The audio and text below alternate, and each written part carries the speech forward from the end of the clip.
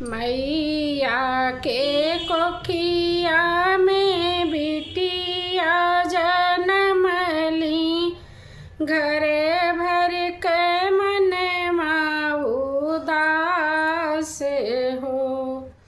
मैया के कोखिया में बिटिया जनमली, घरे भर के मन उदास रे।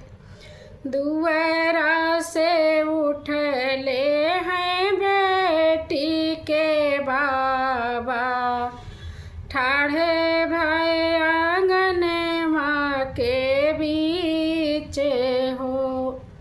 दुअरा से उठले हैं बेटी के बाबा, ठाढ़े भय आंगन माँ के बीच हो।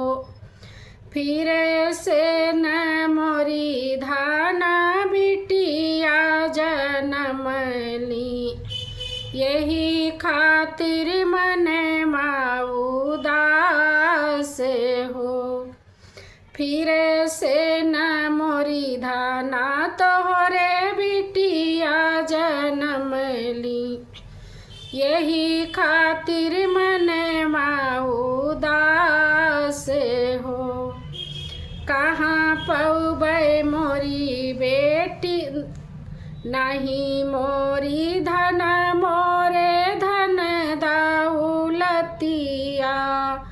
कैसे करबे कन्यादान हो।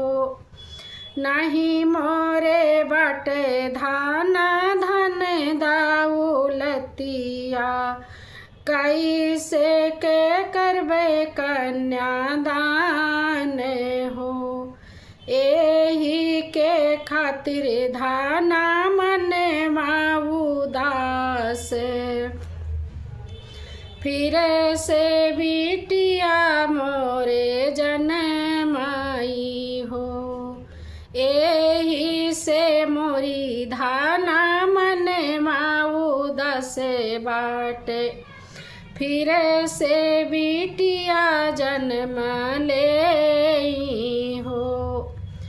इतनी बचन जब सुनाई मम्मी, सुना स्वामी अर्ज हमारे हो।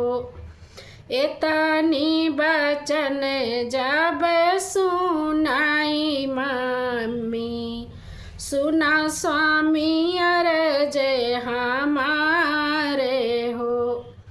बिटियात हैं स्वामी घर के लक्ष्मी, भगवान भले दी है बिटिया हमारी जी। बिटियात हैं स्वामी घर के लक्ष्मिया, भले देह भगवान बिटिया हमारी हो।